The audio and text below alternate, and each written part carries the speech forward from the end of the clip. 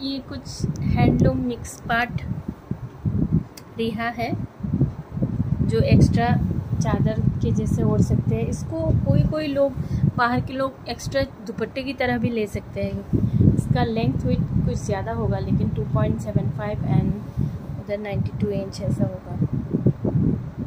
नहीं, ये 1 मीटर लगभग लेंथ विड्थ होगा।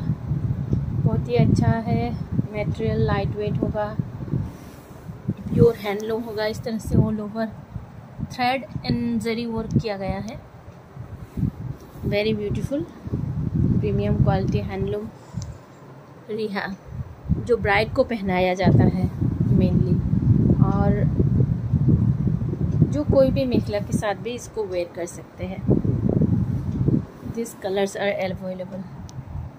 डिज़ाइन इस तरह से होगा। इसका साइड बॉर्डर नहीं रहेगा, इस तरह से आंचल पोर्शन रहेगा, दोनों तरफ इस तरह से रहेगा और ये डिज़ाइन रहेगा।